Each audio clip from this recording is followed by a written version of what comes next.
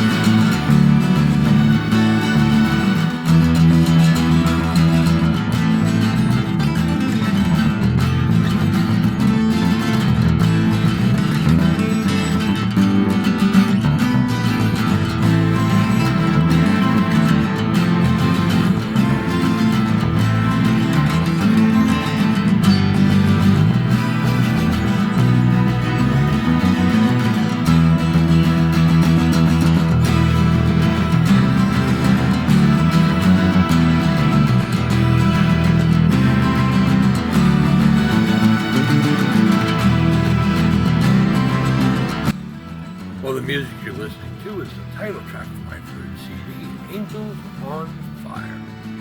As always, the full version as well as the video I made of it years back.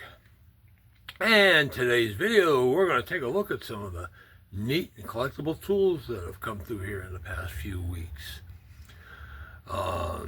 Got some really interesting ones. Also going to take a real quick trip down to the Browns dealer sale, which I did this past Friday. Take a look at the stuff I got there as well, because I got some neat items there. So anyways, sit back and enjoy. Another one of the planes I got down on my recent trip to Patina was this Patternmaker's brass router plane. The wooden sole is 13 3/16 inches long by 2 5/16 inches wide. Brass body is 4 13/16 of an inch by 2 inches. And the blade at the edge is 13 32 of an inch. And there's a user initial stamped on the top there, so I suspect that was the guy who made it. And it's cleaned up really nice. I mean, the body had some black paint on it. There's a couple tiny specks of it left. And honestly, I had to leave it soak in a stripper for a good hour just to get that stuff loosened up. But I managed to get it off. And the body screws work. I got the soles clean enough to use without the wooden sole on it. And pattern makers sometimes would make copies of existing tools. Like, it's not unheard of to find like Stanley number 80s cast in brass, or I've even seen them in aluminum or whatever, where they made a mold out of it. One guy bought one and they made a mold out of it, and they poured a bunch of them for everybody else in the place to use. I even had a Winchester one that was done up in brass like that many years ago.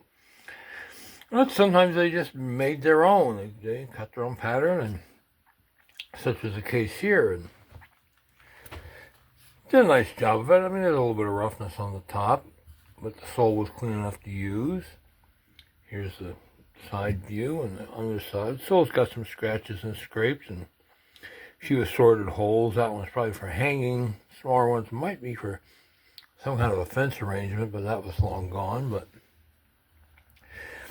note the wooden sole. That was really neat. It's alternating strips of white and red oak. See if you can pick it up better in the light here.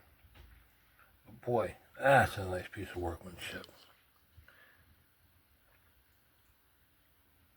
Well, the blade has a little roughness, but they just were sharpening as they went along, and it is sharp. So I'll tell you what, it's definitely a one-of-a-kind plane. I did talk about pattern makers tools last year, 2024, when I got a bunch of them, and I'll leave the link to that video down in the description if you're interested in checking that out. So anyways, this one's on its way to a new home. And take a look at a couple of 18th century dividers. The smaller one is 4 5/8 inches. not signed as to the maker. The bigger one, made by William Hodges. He's listed in the 1818 Wrightson's Directory of Birmingham, England as a compass and pincer, Pincer, which is the old name for pliers maker.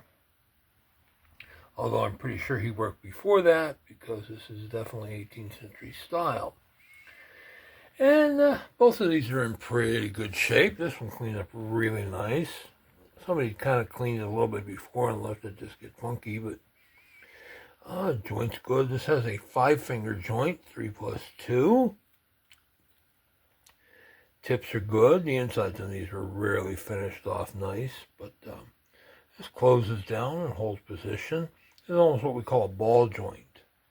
If you note the style there, sometimes these are a little flatter, sometimes they're completely rounded, and that's a true ball joint, but still, it's a nice example of that particular tool. And folks say, how do you know it's 18th century? You see the file work there? Both sides. And these tools, while being hand forged, they weren't so much blacksmith made. The term was whitesmith, meaning the items they made were finished bright or white, as the term would go. And let me tell you, imagine the skill to make a joint like that small. And I've even seen smaller ones. I've also seen some bigger ones, like up to 7 fingers. Whee. And this one has a 3-finger joint to it. And the legs were extended at some point in time. There's forged welds on the inside of both of them. And the tabor doesn't quite match the rest of the body, but yeah, what are you going to do? Stuff happens when you're 200 plus years old. But the screw on this guy is original. At least I'm pretty sure it is. Sometimes you see them where there's a hole drilled all the way through on both sides, of the screw will be on the back side, meaning they had to drill the hole completely through and then re-tap it to put a new screw in it. But you'll have this. But anyways, these are great collectible tools, and they sure are not getting easier to find. Here we have a pair of mahogany scraper planes. User crafted. One has a flat sole and is 8 9/16 inches long. The other one has a slightly convex sole, a rounded sole, and that one's 7 1/4 inches long. This one's got a couple user marks on top, so I suspect he was the maker. And, well, these were clean. They're in pretty nice shape. No real problems. The one blade, this one's not signed. This one's actually a distance scraper blade, or a piece of saw, probably a scraper blade, because just didn't make scrapers, and was cut down to fit. And the body's in pretty good shape. No real faults or problems. The screws all work, and the soles are good on them. And boy, I'll tell you what, it took me a while to sell these things.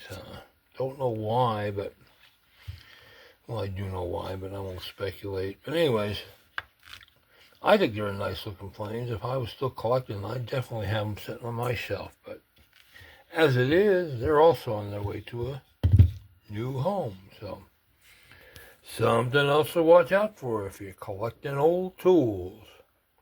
Made a quick trip down to the Brown's dealer sale down in York, PA. Out here at the tailgating. Guys are starting to pack up because they're getting ready to go inside. But, oh, I spent some money. I got some nice stuff, so we'll see how it sells. We'll take a look at it when we get back to the shop. So, well, here we're going to take a look at a pretty uncommon ruler, and this is the Chapin Stevens 036 combination ruler and clinometer. You name it, it does it.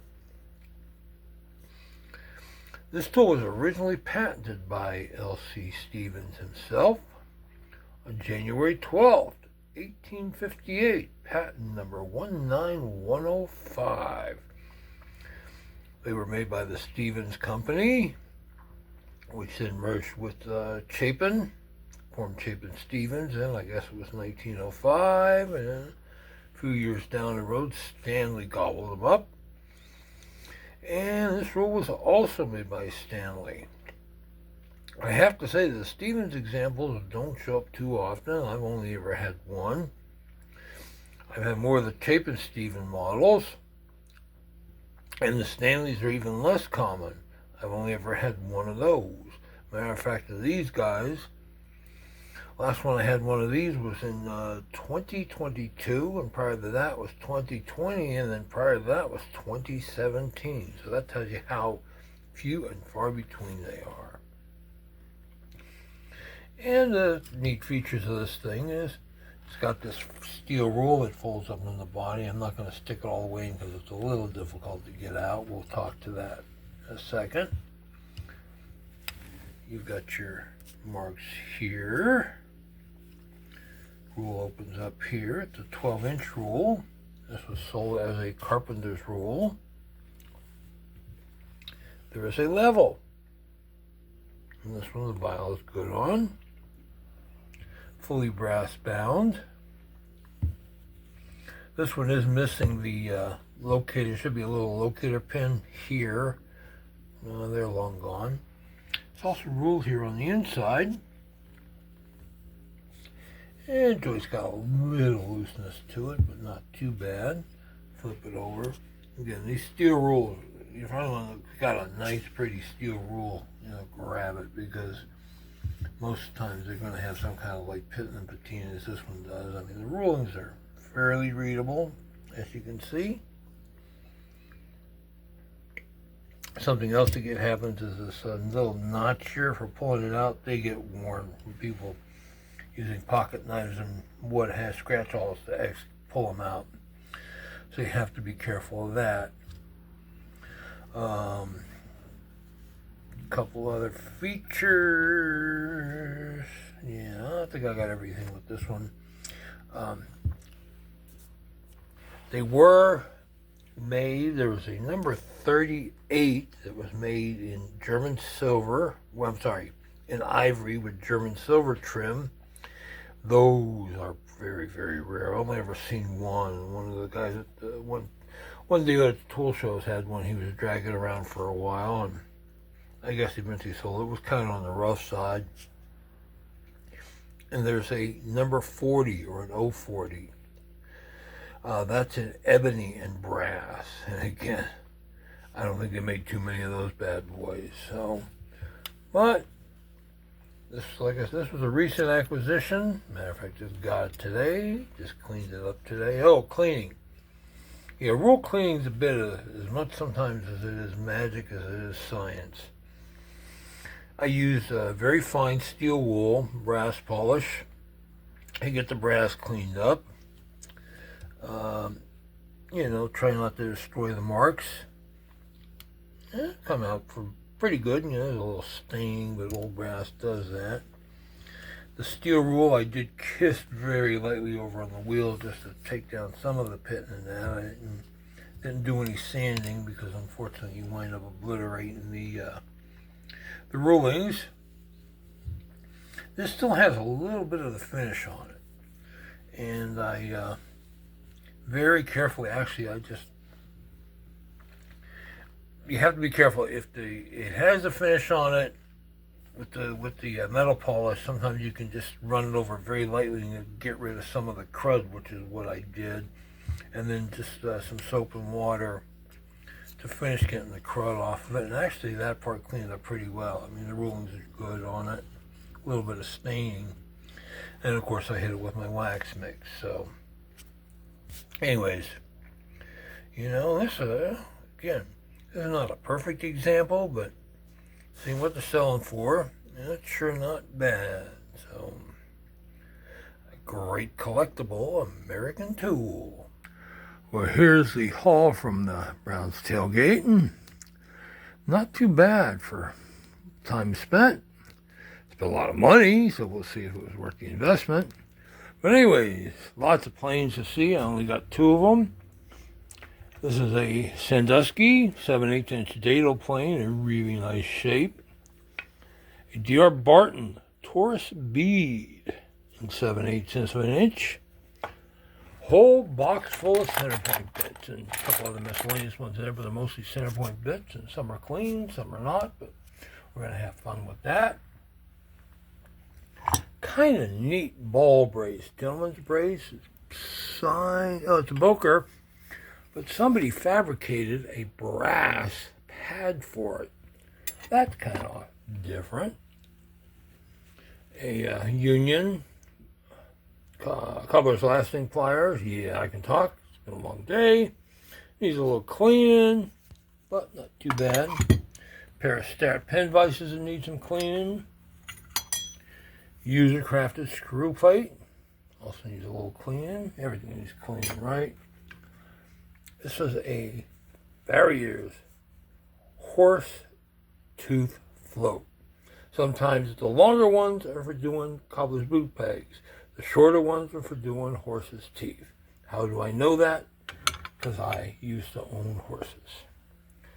Pair of small wooden handle turn screws. I've been seeing too many of those around. A pair of larger size, about 6" Lancashire divider and outside caliper that nobody will probably want. JB Addis flat sweep, probably number 2, number 3. Can't read it at the moment. Carving tool, handle shot. We'll have to do something with that. Another JB Addis gouge, and improvised handle with that one salvageable. A Stanley, thinking this is a 3/4". Obviously, it's got some crusty on it's going to need to be removed, but the back's not too bad. Everlast chisel. They ain't showing up too much. Pretty clean Greenlee, 3/8 of an inch, bevel side firmer, paring chisel, whatever you want to call it.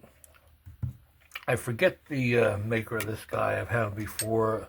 Blade's kind of stuck in there. It's probably rusted in, and the mark's probably gone, but well, we'll figure something out with it. This was a fun early Stanley, 14". I think this is a Type 3, if I remember my whatever's correctly. Oh, I forgot the Farrier's clinch anvil, cinch anvil. And those don't show up too very often.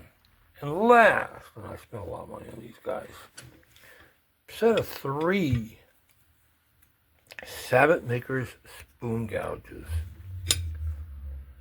And they all have the same, well, upside down here, same maker's mark? No, maybe not. Yeah, identical maker's mark. These would fit into a wooden handle, and then probably with an iron plate to keep it from splitting, and with an iron pin, but I don't know, I'm thinking these are 18th century or early 19th century. We'll look at those guys in a little more detail at some point. Maybe not in this video, but I'll catch them sooner or later. So, anyways, not too bad a picking this for 2 hours of work and 4 hours of driving. One of the less common planes you come into, of course, are Cooper's planes. And there are 2 types. There's a Crow's, which cuts the V-shaped groove for the lid to fit in, and the Howl, which dishes out so that the lid can be pressed into the groove. Dishes out the inside of the barrel so that the lid can be pressed into the groove. Most times you find them in individual planes. Well, once in a while you'll find a combination like this one, which I recently got down at the patina sale. And there's no maker's mark on this one, but looking at the wedge shapes, I'm pretty sure it's European, maybe German, hard to say for sure, but and it cleaned up pretty well. A little bit of patina, a little bit of wear on it. Of course, the body halves do come apart. I'll show that in a later video, in a bit, after I get done with this section. And you can see a little bit of check and what have you, but the soles are fairly good, some staining. The Crow's end has a steel skate at the front.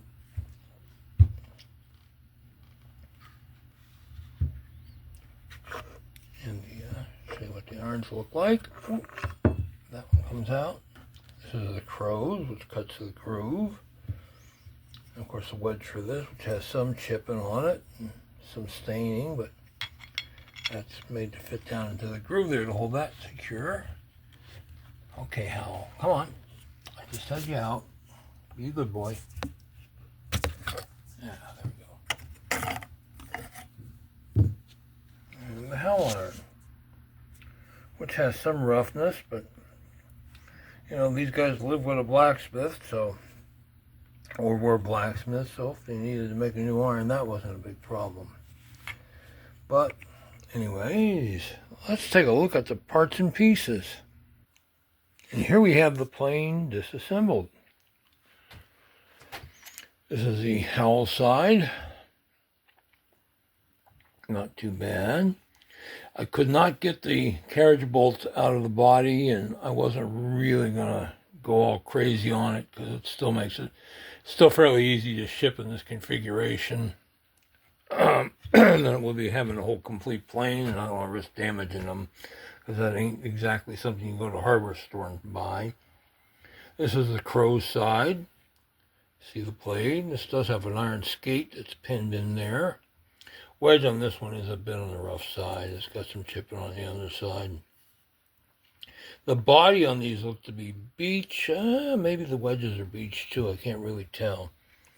And of course the skate section. You see the iron, or the center section, and with the iron faces, with screws and nails and what have you, and little checking, but it's pretty solid considering the use this guy's seen over the years. A little bit of my wax still hanging out there. So, anyways, it's a neat plane, and it's on its way to a new home already. So, well, now it's all back together. I had originally planned on shipping this guy disassembled, but I had such a time getting it back together. Things are a little tighter than they were coming off, so I don't know, maybe we'll ship it intact. I guess we shall see, right? But as I said, it is sold, so no need to worry about where your money's going this week, guys. But this is a very, very great collectible wooden plane. Well, if you watch my recent video on my trip to the Patina Tools show, you'll remember this segment where I showed acquiring this guy and a Stevens, and I did buzz the name off so you could see a little bit. Patent 1875 hand vise. This one you kind of loosen the pivot and move all over the place, and I guess the head completely unscrews from there if you want. There might have been a bench clamp for it. Kind of think this was a predecessor to Stanley or one of the other ones, but I'm not sure. So, and this was patented by Benjamin F. Stevens on June 25th, 1878. I said 75 in the video, but 78. Patent number 205434. And it was made by the Stevens Patent Vice Company. And he had a number of primarily vice patents, and some of his bigger bench vices are worth some money if you can find them in good shape. But this one was in decent condition, and by the way, I unfortunately kind of sold really fast, and I just didn't have time to do the video before shipping it out. But, so we're going to do the picture one. But anyways, here's some closer looks. Did have some pitting, but everything worked on it. Jaws were good. The head pivoted properly. The handle was hollow to hold bits. It didn't have anything in there, and it was kind of tiny, smaller than the Miller Falls, if you're familiar with the Miller Falls tool handles. But the head pivot worked and all that. That was a pretty neat tool, and I've only ever found one other one available for sale online. Jim Bode had one or has one, I don't know. Again, I was looking quick, and some of the stuff just comes and goes. But anyways, the neat thing about this guy is that the individual that purchased it off of me on eBay was the maker's great-grandson. And he's pretty thrilled to have it. You know, he said he's been looking for a tool by his grandfather or by his great-grandfather whatever. For a long time now, I finally found one that he could afford. So I'm happy he went to a new home. And that's happened on a number of occasions. I remember many years back, I had a kind of obscure, I had a chisel made by kind of an obscure English maker, one of those that were only in business for like a short period of time, like 5 or 7 years. And I was wondering, just out of curiosity, well, the girl emailed me, and it turns out it was her great-great or great-great-great-grandfather, something like that. He was the one that was running the company. So, hey, things like that do happen. But this was a neat collectible for sure. And that's all for this one, folks. Hope you enjoyed my little presentation. I hope you learned something. And if you like what you're seeing, please hit that subscribe button to be notified when new videos are posted. As always, thanks for watching, and bye.